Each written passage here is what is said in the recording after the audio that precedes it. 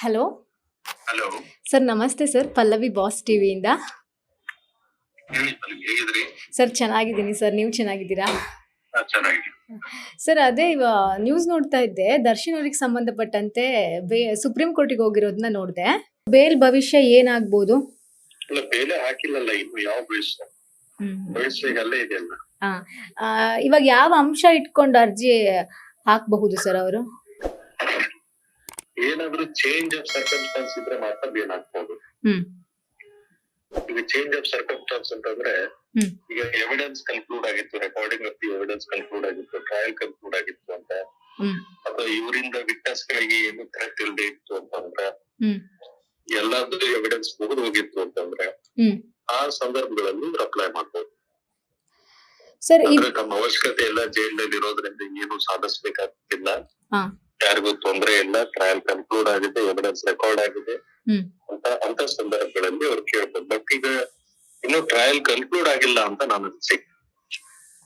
Sir, ಇವಾಗ ಇನ್ನು trial ನಡೀತಾ ಇರ್ಬೇಕಾದ್ರೆ ಈ ರೀತಿ ಬೇಲ್ಗೆ ಏನಾದ್ರು ಅಪ್ಲಿಕೇಶನ್ ಏನಾದ್ರು ಹಾಕಿದ್ರೆ ಬೇಲ್ ಸಿಗುವಂತಹ ಚಾನ್ಸಸ್ ಎಷ್ಟ್ರ ಮಟ್ಟಿಗಿರುತ್ತೆ ಸರ್?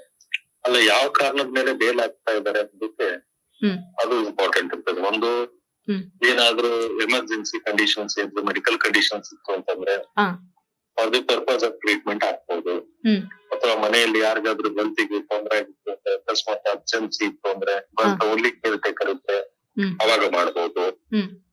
ಮತ್ತೆ ಏನಾದ್ರೂ ಸಂದಿಗ್ಧ ಪರಿಸ್ಥಿತಿ, ಇವ್ರು ಹೊರಗಡೆ ಕಂಡೀಷನ್ ಮೇಲೆ ಅವ್ರನ್ನ ಬಿಡಬೇಕು ಅಂತ ಆತರ ಪರಿಸ್ಥಿತಿ ಇತ್ತು ಅಂತಂದ್ರೆ ಕೋರ್ಟ್ಗೆ ಮನವರಿಕೆ ಮಾಡಿಕೊಟ್ಟಲ್ಲಿ ಬಿಡುಗಡೆ ಆಗ್ತದೆ. ಅದು ಕಂಡೀಷನ್ ಆಧಾರದ ಮೇಲೆ ಇಷ್ಟು ದಿನದವರೆಗೆ ಮಾತ್ರ ಅಂತ.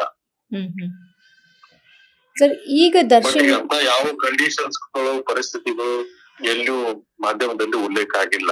ಹೌದು ಸರ್. ಹಾಗಿದ್ದಾಗ ಈಗ ಅವ್ರಿಗೆ ಬೇಲ್ ಅಪ್ಲೈ ಮಾಡುವಂತ ಪರಿಸ್ಥಿತಿ ಒಂದು ಒದಗಿದೆ ಅಂತ ನಾವು ಅನಿಸ್ಕೊಳ್ಳೋದು ಸ್ವಲ್ಪ ದೂರ ಆಗುತ್ತೆ ಸತ್ಯಕ್ಕೆ ಅಂತ ನಾನು ಅನ್ಸುತ್ತೆ. ಸರ್, ಇವಾಗ ದರ್ಶನ್ ಅವರ ಪರಿಸ್ಥಿತಿನಲ್ಲಿ ಅವರು ಏನ್ ರೀಸನ್ ಇಟ್ಕೊಂಡು ಬೇಲ್ಗೆ ಅರ್ಜಿ ಸಲ್ಲಿಸಬಹುದು? ಯಾಕಂದ್ರೆ ಹೆಲ್ತ್ ಇಶ್ಯೂಸ್ ಲಾಸ್ಟ್ ಟೈಮೇ ಅದು ರಿಜೆಕ್ಟ್ ಆಗಿತ್ತು.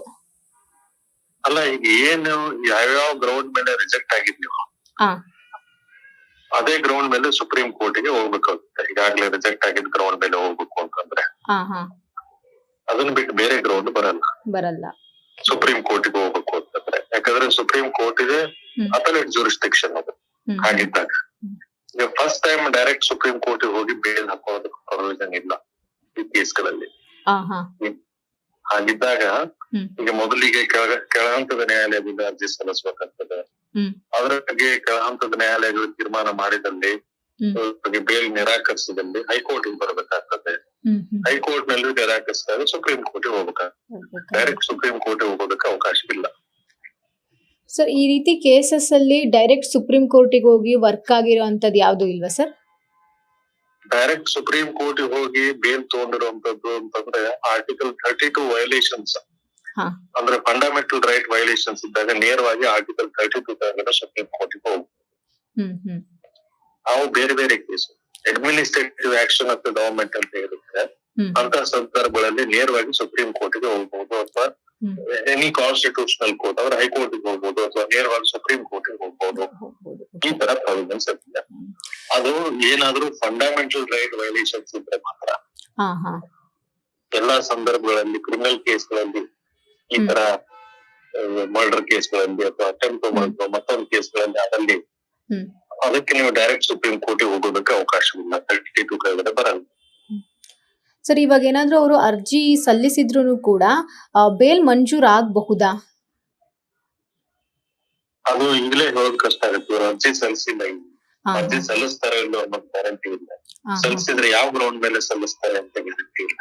ಅದಕ್ಕೆ ಏನು ವಾದ ವಿವಾದ ಆಗುತ್ತೆ ಅನ್ನೋದು ಇನ್ನೂ ಗೊತ್ತಿಲ್ಲ. ಹಾಗಿದ್ದಾಗ ಬೇಲ್ ಆಗುತ್ತೆ ಬಿಡುತ್ತೋ ಅಂತ ನಾನು ಈ ಕೋಡಿಹಳ್ಳಿ ಸ್ವಾಮಿಗಳು ಹೇಳಿದ್ರೆ ನಾನು ಹೇಳಕ್ಕಾಗಲ್ಲ, ಕಷ್ಟ. ಕೋಡಿ ಮಠದ ಸ್ವಾಮಿಗಳು ಹೇಳಿದ್ರೆ ಕಷ್ಟ ಆಗ್ತದೆ.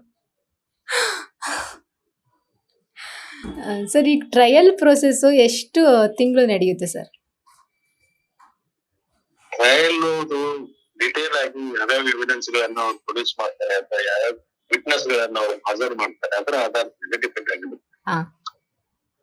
ಮತ್ತೆ ಇಷ್ಟೇ ದಿನದಲ್ಲಿ ಮಾಡ್ಬೇಕು ಅಂತ ಏನಾದ್ರು ಟೈಮ್ ಲಿಮಿಟ್ ಹೈಕೋರ್ಟ್ ನಿಂದ ಅಥವಾ ಸುಪ್ರೀಂ ಕೋರ್ಟ್ ಇದೆ ಅದರಲ್ಲಿ ಫಿಕ್ಸ್ ಮಾಡಿದಲ್ಲಿ ಅಷ್ಟು ದಿನ ಒಳಗಡೆ ಮಾಡಬೇಕಾಗುತ್ತೆ. ಓಕೆ ಸರ್, ಹಾಗಾದ್ರೆ ಇನ್ನು ಲೇಟು ಅಂತ ಹೇಳ್ತೀರಾ ಇದೆಲ್ಲ?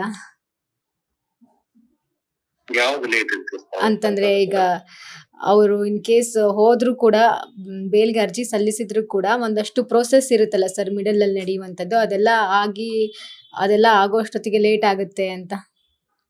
ಮಿಡ್ಲ್ ಪ್ರೋಸೆಸ್ ಏನು ಇಲ್ಲ ಇದು. ಹಾ ಈ ಹೈಕೋರ್ಟ್ ನಲ್ಲಿ ಏನಾದ್ರು ರಿಜೆಕ್ಟ್ ಆಗಿತ್ತು ಅಂದ್ರೆ ಇದೇ ಗ್ರೌಂಡ್ ಮೇಲೆ ಅವರು ಸುಪ್ರೀಂ ಕೋರ್ಟ್ ಗೆ ಹೈಕೋರ್ಟ್ ಚೆನ್ನಾಗಿ ಪರಿಶೀಲನೆ ಮಾಡಿಲ್ಲ ಅಂತ ಸುಪ್ರೀಂ ಕೋರ್ಟ್ ಗೆ ಹೋಗ್ಬೇಕಾಗುತ್ತೆ. ಹಾ ಆ ಗ್ರೌಂಡ್ ಗಳು ಈಗಾಗಲೇ ಅಪ್ರೋಚ್ ಆಗಿ ಸುಪ್ರೀಂ ಕೋರ್ಟ್ ವರೆಗೆ ಹೋಗಿ ಆಗಿದ್ದಾವೆ. ಹಾ ಸುಪ್ರೀಂ ಕೋರ್ಟ್ ಅದನ್ನ ಕನ್ಸಿಡರ್ ಮಾಡಿ ಹ್ಮ್ ಅವರು SIT ಅವರ ಮನವಿಯನ್ನು ಪುರಸ್ಕರಿಸಿ ಹಾ ಅದನ್ನ ಅವ್ರಿಗೆ ಮತ್ತೆ ವಾಪಸ್ ಜೈಲಿಗೆ ಕಳಿಸಿದ್ದಾರೆ. ಹೌದು. ಹಾಗಿದ್ದಾಗ ಮತ್ತೊಮ್ಮೆ ಇದರ ಬಗ್ಗೆ ಇದೇ ಗ್ರೌಂಡ್ ಮೇಲೆ ಸುಪ್ರೀಂ ಕೋರ್ಟ್ ಹೋಗುವ ಸಾಧ್ಯತೆಗಳು ಕಡಿಮೆ. ಹಾಗಾಗಿ ಸುಪ್ರೀಂ ಕೋರ್ಟ್ ಏನಾದ್ರು ಅಪ್ರೋಚ್ ಮಾಡಿದ್ದಾರೆ ಅಂದ್ರೆ ಯಾವ ಗ್ರೌಂಡ್ ಮೇಲೆ ಮಾಡಿದ್ದಾರೆ ನೋಡ್ಕೊಂಡು ಹೇಳ್ಬೋದು. Thank you sir. ಹಾಗೆ thank you so much. Latest ಹಾಗೂ ಇಂಟ್ರೆಸ್ಟಿಂಗ್ ಸುದ್ದಿಗಳಿಗಾಗಿ ಬಾಸ್ ಟಿವಿ ಕನ್ನಡ ಚಾನೆಲ್ನ ಸಬ್ಸ್ಕ್ರೈಬ್ ಮಾಡಿ. ಹಾಗೆಯೇ ಬೆಲ್ ಐಕಾನ್ ಪ್ರೆಸ್ ಮಾಡಿ. ಇದರ ಜೊತೆಗೆ ಫೇಸ್ಬುಕ್, ಇನ್ಸ್ಟಾಗ್ರಾಮ್, ಎಕ್ಸ್ ನಲ್ಲೂ ಮಿಸ್ ಮಾಡದೆ ಫಾಲೋ ಮಾಡಿ.